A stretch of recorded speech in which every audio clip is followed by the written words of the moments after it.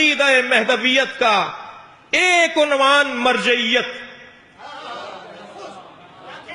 غیبت کے ایام میں جنہوں نے مراجع تقلید کو چھوڑ دیا ان کا عقیدہ مہدویت محفوظ نہیں رہے گا. صلوات پڑھیں محمد و آل محمد.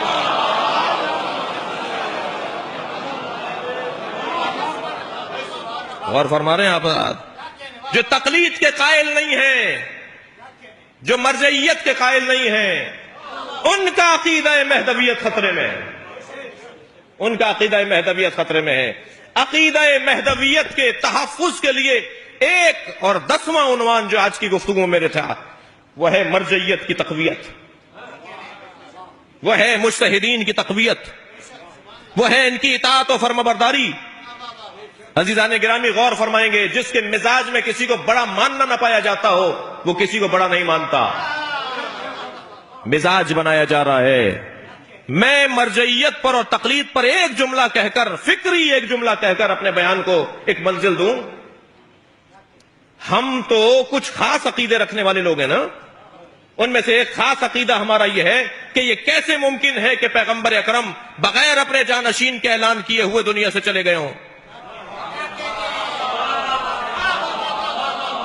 ہماری تو مجلسوں کا حاصل یہ ہے، ہمارے تو عقیدے کا عنوان یہ ہے کہ پیغمبر اپنے بعد خلیفہ کا تعین کر کے گئے ہیں، پیغمبر اپنے بعد مولا کا اعلان کر کے گئے ہیں. جب جانے والا جائے گا تو آنے والے کا پتہ بتا کے جائے گا. میں آپ سے سوال کرتا ہوں، جب امام غیبت میں جا رہے تھے کیا نظام دے کر گئے؟ اگر مرجعیت کو نہیں مانا گیا تو اعتراض جیسا ان پر کیا جاتا ہے ہم پر بھی آ جائے گا. صلوات پڑھیں محمد و آل محمد پر.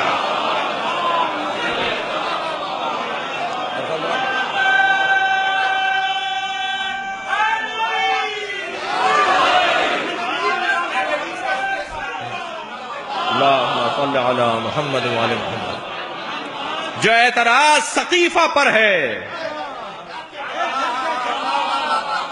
جو اعتراض ثقیفہ پر ہے، وہ اعتراض تشیع پر نہ آ جائے کہ تم تو ایک جانب تو یہ کہتے ہو اور یہاں کچھ اور کرتے ہو. ماننا پڑے گا کہ 12واں جاتے ہوئے 11ویں نے اور 12ویں نے زیادہ تر مجتہدین کے بارے میں جو احادیث ہیں وہ 11ویں امام سے ہیں اور 12ویں امام سے ہیں. اس لیے کہ جا رہے تھے نا، ماحول بن رہا تھا نا غیبت کا. فرمایا اما الحوادث الواقعہ فرجعوا الى روات احادیثنا. جب تمہاری زندگی میں مسائل آنے لگے تو ہمارے راویوں کی طرف رجوع کرو. آج کے زمانے میں کون ہے ائمہ کا راوی؟ ابو بصیر راوی تھے، آج آیت اللہ سیستانی راوی ہیں، آج آیت اللہ خامنائی راوی ہیں. حدیث کے راویوں کو ہی مجتہد کہا جاتا ہے، روات احادیث ہی مجتہد ہوتا ہے. فرما رہے ہیں اگر تمہارے زمانے میں حالات، تمہارے زمانے میں تمہارے واقعات اور تمہارے معاملات جب آگے بڑھیں اور کوئی معاملہ تمہارے سامنے آئے تو فوراً الجھنا نہیں، فرجعوا، رجوع کرو. مرجع ہے فرجعوا الی روات احادیثنا انہم حجتی علیکم. وہ ہماری طرف سے تم پر حجت ہیں. وَأَنَا حُجَّةُ اللَّهِ عَلَيْهِمْ، اور ہم ان پر اللہ کی حجت ہیں. عزیزان گرامی، عقیدہ مہدویت کا تصور، عقیدہ مہدویت کا تحفظ مرجعیت کے تحفظ کے ساتھ ہے. ہاتھ سے نکل جائے گا یہ عقیدہ، کوئی بھی آ کے اس پر نقب زنیاں کر دے گا. اس کو دے دو ان لوگوں کے تحفظ میں کہ جنہوں نے قسم اٹھا رکھی ہے کہ وہ تحفظ عقائد امامیہ کریں گے. بہت ساری باتیں کرنے کی اس باب میں، لیکن اتنا طے ہے کہ میں ان بچوں سے اور ان کم سن ساتھیوں سے یہی کہوں گا، بزرگ اس بات سے آگاہ اور آشنا ہیں، اور بہت سارے لوگوں کو کچھ الجھنے ہیں جو کسی اور موقع پہ دور کی جائیں. مگر تعجب ہوتا ہے پڑھے لکھے لوگوں پر کہ وہ جو الجھن کا اظہار کر رہے ہوتے ہیں تو وہ غیر پڑھی لکھی ہوتی ہے. ہم ایک جگہ بیٹھے ہوئے کچھ جوانوں سے تب گفتگو کر رہے تھے تقلید کے موضوع پر، تو وہاں ایک ڈاکٹر صاحب بیٹھے تھے.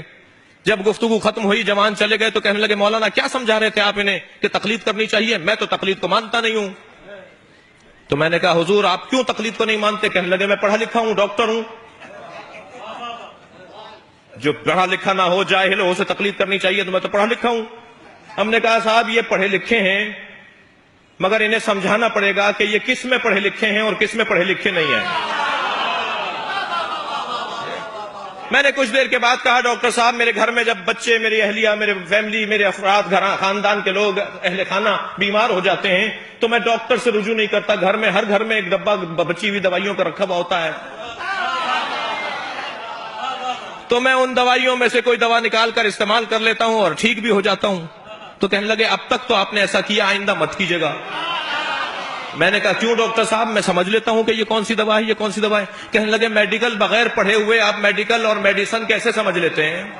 میں نے کہا جیسے دین بغیر پڑھے ہوئے آپ دین سمجھ لیتے ہیں۔ عقیدہ مہدویت کا تحفظ نظام مرجعیت میں ہے۔